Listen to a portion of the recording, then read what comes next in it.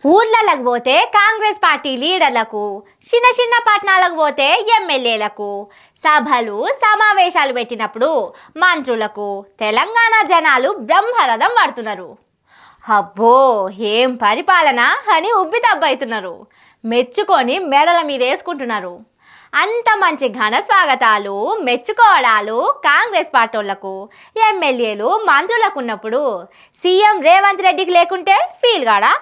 అందుకే ట్రాఫిక్లో ఆగిన జనాలు సీఎం గారి కాన్వాయ్ రాగానే ఏం చేసిండ్రో చూడుర్రి.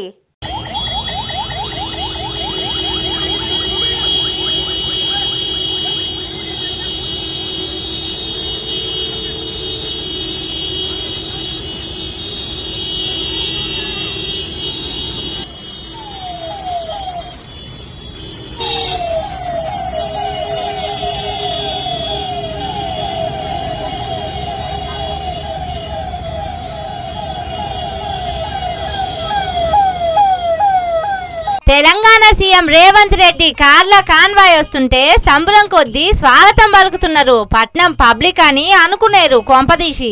ఇవి కోపంతో కొడుతున్న హారన్లు, గంటల కొద్దీ సిగ్నల్ కాడ ఉండలేక గట్టిగా మోగుతున్న మోతలు. అర్రే ఎంతసేపని ఇక్కడ కాళ్ళు నొయ్యంగా నిలబడాలే అని షికాకు పడుకుంటా కొట్టిన సైరన్లు.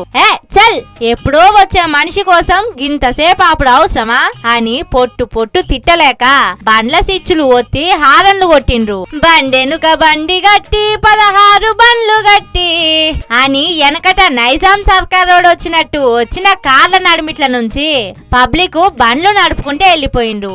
అంటే ఎంతసేపటి నుంచి వెయిటింగ్ చేస్తున్నారో అర్థం చేసుకోండి. వీళ్ళిట్లా చేస్తుండే వరకు సీఎం రేవంత్ రెడ్డి కార్ల కాన్వాయ్ బండ్ల సగానికి ఎక్కువ వెనకనే ఉండిపోయినాయి. ట్రాఫిక్ పోలీసులు, సివిల్ పోలీసులు ఎవ్వరు చెప్పినా వినకుంటా ఆగకుంటే వెళ్ళిపోయిండ్రు. చూడుండ్రి సీఎం రేవంత్ రెడ్డి అంటే పట్నం పబ్లిక్ కు ఎంత రెస్పెక్ట్ ఉన్నదో. ఇంతకు రేవంత్ రెడ్డిని ముఖ్యమంత్రి అని అనుకుంటున్నారా లేదా? మరి లేకుంటేంది? చెవులు షిల్లులు బలంగా హారన్లు కొట్టుడేంది? సగం కాన్వాయ్ కదలకుంటా సందు పుట్టించుకొని లెక్క చేయకుండా వెళ్ళిపోవడేంది?